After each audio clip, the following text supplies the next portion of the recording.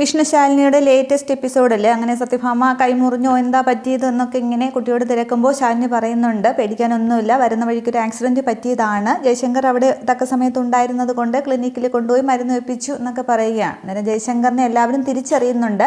ജയശങ്കർ അവിടെ വന്ന പെൺകുട്ടിയുടെ കാർത്തികയുടെ ഫോട്ടോ വിഷ്ണുവിനെ കാണിച്ച് ആ സംഭവമൊക്കെ ഓർക്കുന്നുണ്ട്. അന്നേരം ഇങ്ങനെയുള്ള ചെറുപ്പക്കാരെ കാണാൻ പോലും കിട്ടില്ല. ജയശങ്കർ പിന്നെ നല്ലതാണ് ചെയ്തത്, വഴി റോഡിൽ ആക്സിഡൻ്റായി കിടന്നവർ മുഖം തിരിച്ചു പോകുന്നൊക്കെ രാഘവൻ നായർ പറയുന്നുണ്ട്. അന്നേരം നമ്മളെ കൊണ്ടാവുന്നതൊക്കെ ചെയ്യാൻ പറ്റുന്നതൊക്കെ ചെയ്യും, അത്രയേ ഉള്ളൂ എന്ന് പറയുകയാണ്.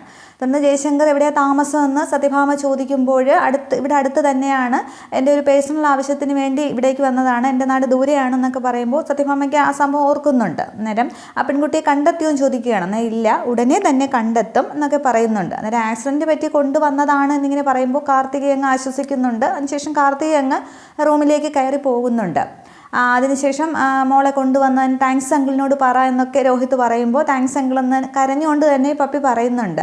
ഇതേ സമയത്ത് ജയശങ്കറിനോട് ഇരിക്കെ കുടിക്കാൻ എന്തെങ്കിലും എടുക്ക് പൊന്നിയോട് ഭാമയൊക്കെ പറയുന്നുണ്ട്. അന്നേരം വേണ്ട, അത്യാവശ്യമുണ്ടെന്നൊക്കെ പറയുകയാണ്. ഈ സമയത്ത് ജയശങ്കറിനൊരു ഫോൺ കോൾ വരുന്നുണ്ട്. അന്നേരം അർജൻറ്റായിട്ടൊരു കാര്യമുണ്ട്, ഞാൻ പോവുകയാണെന്ന് എല്ലാവരോടും യാത്രയൊക്കെ പറയുന്നുണ്ട്. അന്നേരം ഇടയ്ക്കൊക്കെ ഇങ്ങോട്ട് ഇറങ്ങണം എന്നിങ്ങനെ സത്യഭാമയും രാഘവൻ നായരൊക്കെ പറയുമ്പോൾ തീർച്ചയായും ഇറങ്ങാമെന്നൊക്കെ പറഞ്ഞിട്ട് ജയശങ്കർ വന്ന ഓട്ടോയിൽ തന്നെ അങ്ങ് തിരികെ പോവുകയാണ്. അതേസമയം പപ്പിയാണെങ്കിൽ സത്യഭാമയുടെ മടിയിലിരുന്ന് അങ്ങ് കരയുകയാണ്. അന്നേരം വേദനയുണ്ടോ എന്നൊക്കെ ചോദിക്കുമ്പോൾ ഉണ്ട്, കുറച്ച് വേദനയുണ്ട് എന്നൊക്കെ ഈ കുട്ടി പറയുകയാണ്. അന്നേരം ഈ ശാലിനിയുടെ കയ്യിൽ പപ്പിമോളുടെ ബാഗ് ഇരിക്കുകയാണല്ലോ. അന്നേരം ശാലിനി പറയുന്നുണ്ട് അതൊക്കെ അങ്ങ് പൊയ്ക്കോളും, മോള് വന്നേ ഡ്രസ്സ് മാറാം, ഭക്ഷണം കഴിക്കാം, റോഡിലൂടെ നടക്കുമ്പോൾ സൂക്ഷിച്ച് നടക്കണം, നമ്മൾ സൂക്ഷിച്ച് നടന്നാലും ചിലപ്പോൾ വണ്ടി അവർ സൂക്ഷിക്കണമെന്നില്ല, എന്നാലും കഴിയുന്നത്ര സൂക്ഷിക്കണം എന്നൊക്കെ ഈ കുഞ്ഞിനോട് പറയുകയാണ്. അന്നേരം ഭാമയുടെ മടിയിലാണ് ഈ കുട്ടി ഇരിക്കുന്നത്. പക്ഷേ സത്യഭാമയ്ക്ക് അതങ്ങോട്ട് ഇഷ്ടപ്പെടുന്നില്ല ശാലിനിയുടെ ഇടപെടൽ.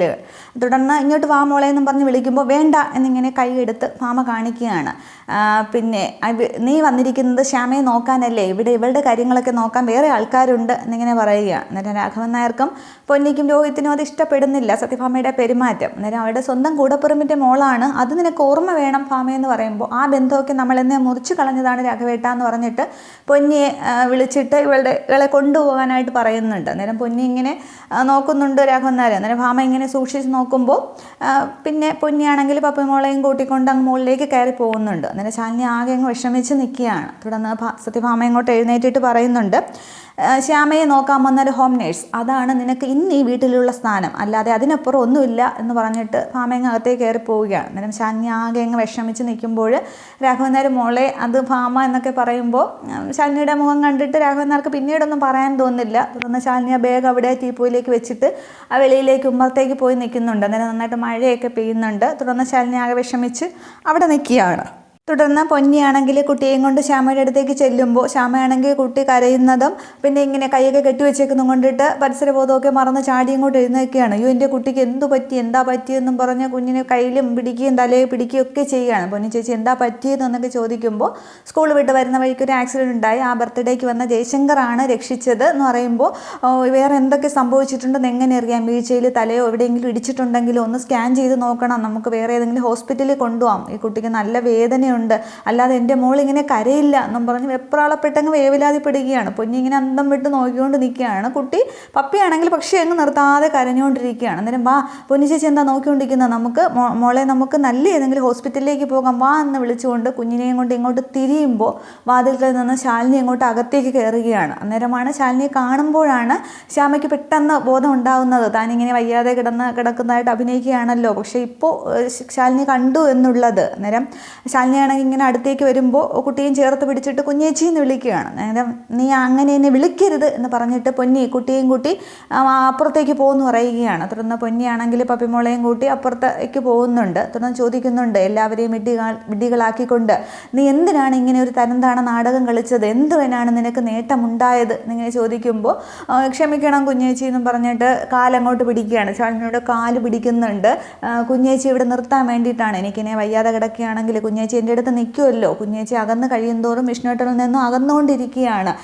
എനിക്ക് മാത്രം പോരല്ലോ ഒരു കുടുംബജീവിതം, കുഞ്ഞേച്ചിക്കും വേണമല്ലോ, അതിനു വേണ്ടി തന്നെയാണ് ഞാനിങ്ങനെ ചെയ്തത്. തെറ്റാണെങ്കിൽ കുഞ്ഞേച്ചിനെ ശിക്ഷിച്ചോ എന്നൊക്കെ പറഞ്ഞ് കയ്യും കാലും ഒക്കെ അങ്ങ് പിടിക്കുകയാണ്. അങ്ങോട്ട് എഴുന്നേൽക്കുന്നുണ്ട്. അന്നേരം എന്തിൻ്റെ പേരിലായാലും ഇതിന് കൂട്ടു നിൽക്കാനായിട്ട് എനിക്ക് സാധിക്കില്ല. നീ മൂലം ഈ കുടുംബം ഒന്നടങ്കം ചതിക്കപ്പെട്ടിരിക്കുകയാണ്. സത്യാമ്മ ഇതൊക്കെ അറിഞ്ഞാലുണ്ടാകുന്ന ഭവിഷ്യത്ത് എന്താണെന്ന് നിനക്കറിയാമോ? അതുകൊണ്ട് ഇനി ഇതിനെ ഒരു കുറ്റപ്പെടുത്തൽ നീ കേൾക്കാനായിട്ട് ഇടവരരുത്. അതുകൊണ്ട് നീയായിട്ട് തന്നെ ഇത് സത്യാമ്മയോട് തുറന്നു പറയണം.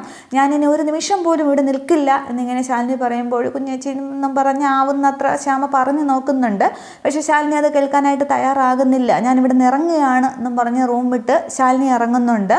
അന്നേരം ഇറങ്ങുന്നതിന് ശേഷം പൊന്നിയാണെങ്കിൽ അകത്തേക്ക് വരികയാണ്. പക്ഷെ ശ്യാമ ആകെ വിഷമിച്ചിരിക്കുകയാണ്. കുഞ്ഞേച്ചി പോവുകയാണ്, ഇനി എന്ത് ചെയ്യുമെന്നും പറഞ്ഞ് ശ്യാമ അവിടെ ഇരിക്കുന്നുണ്ട്. നീ ഇങ്ങനെ ഒരു നാടകം കളിക്കുമ്പോഴോ പിന്നെ ആ കാർത്തികയും നീയും തമ്മിൽ എന്താണ് വ്യത്യാസം? ഇതിനൊന്നും കൂട്ടി നിൽക്കാൻ എനിക്ക് കഴിയില്ല എന്നൊക്കെ ഒരുപാട് കുറ്റപ്പെടുത്തലിൽ ശ്യാമയെ കുറ്റപ്പെടുത്തുന്നുണ്ട് ശാലിനി. അവിടെ ശേഷമാണ് ശാലിനി അവിടെ നിന്ന് ഇറങ്ങുന്നത്.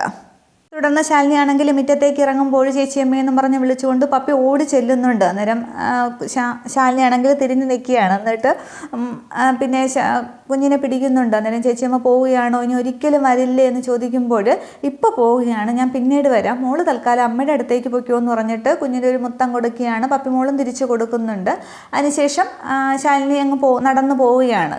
നടന്നങ്ങ് പോകുന്നുണ്ട് ഗേറ്റിന് വെളിയിലേക്ക്. അന്നേരം ഈ കാഴ്ചകളൊക്കെ കാർത്തികയാണെങ്കിൽ മുകളിൽ നിന്ന് ബാൽക്കണിയിലൂടെ കാണുന്നുണ്ട്. അന്നേരം അങ്ങനെ ആശ്വാസമായി, ആ ശല്യം ഒഴിഞ്ഞു പോയെന്ന് തോന്നുന്നു എന്ന് പറഞ്ഞിട്ട് കാർത്തിക ആശ്വസിച്ച് നിൽക്കുമ്പോൾ ഈ പപ്പി മോള് ചേച്ചിയമ്മ പോയതിലാകെ വിഷമിച്ച് നിൽക്കുകയാണ്.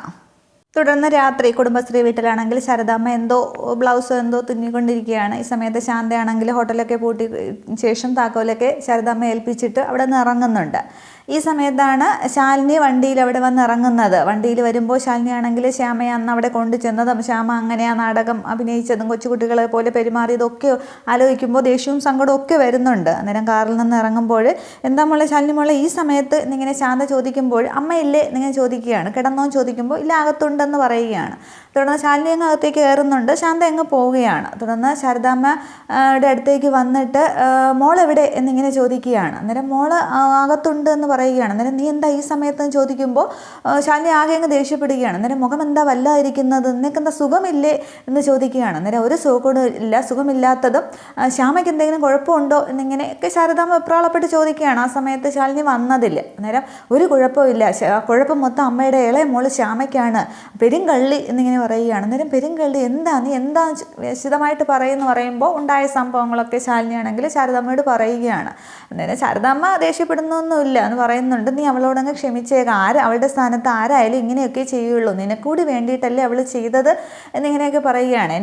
എൻ്റെ ഒരു അഭിപ്രായത്തിൽ നീ തിരിച്ചു പോകണമെന്ന് തന്നെയാണ്, അവളെ അവിടെ ഒറ്റയ്ക്ക് വിട്ടിട്ട് വന്നത് ശരിയായില്ല എന്നൊക്കെ ശാരദാമ്മ പറയുകയാണ്. തുടർന്ന് ഈ ശാലിനിയങ്ങ് അകത്തേക്ക് കയറാൻ തുടങ്ങിയാണ്. മോൾ എവിടെയെന്നൊക്കെ പറഞ്ഞിട്ട്. അന്നേരം അവൾ നേരത്തെ ഉറങ്ങി എന്ന് പറയുകയാണ്. എനിക്ക് അവളെ വല്ലാതെ മിസ് ചെയ്യുന്നു, കുറച്ച് ദിവസം എനിക്ക് എൻ്റെ മോളോട് നിൽക്കണം എന്നിങ്ങനെ ശാലിനി പറയുന്നുണ്ട്. തുടർന്ന് അച്ഛൻ എവിടെയും ചോദിക്കുമ്പോൾ കുമാരൻ കോവിലിൽ വരെ പോയിരിക്കുകയാണ്, ഇന്നോ നാളെ ഇങ്ങ് എത്തും എന്ന് പറയുന്നുണ്ട്. തുടർന്ന് ശാലിനിയങ്ങ് അകത്തേക്ക് കയറുന്നുണ്ട്, കുട്ടിയുടെ അടുത്തേക്ക്, സത്യയുടെ അടുത്തേക്ക്.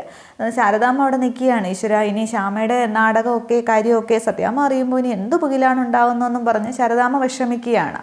തുടർന്ന് ശാലിനി ആണെങ്കിൽ അകത്തേക്ക് റൂമിലേക്ക് കയറുമ്പോൾ സത്യ കിടന്ന് ഉറങ്ങുകയാണ്. അന്നേരം ജനലിൽ കൂടെ ഇങ്ങനെ കുറേ നേരം കുട്ടിയെ തന്നെ നോക്കി നിൽക്കുന്നുണ്ട്. എന്നിട്ട് അകത്തേക്ക് കയറുകയാണ്. എന്നിട്ട് ആ കട്ടിലിൽ ഇങ്ങനെ മുട്ടുകുത്തി ഇരുന്നിട്ട് കുഞ്ഞിനെ ഇങ്ങനെ തലോടിയിട്ട് ഉമ്മയൊക്കെ കൊടുക്കുകയാണ്. മൊബൈൽ ഫോൺ മേശപ്പുറത്തും വയ്ക്കുന്നുണ്ട്. ഇത്രയുമാണ് എപ്പിസോഡിൽ കാണിക്കുന്നത്. സത്യ ഇങ്ങനെ ഒറ്റയ്ക്ക് ഉറങ്ങുന്ന കാണുമ്പോൾ ശാലിനിക്ക് ആകപ്പാടെ ഒരു വിഷമം.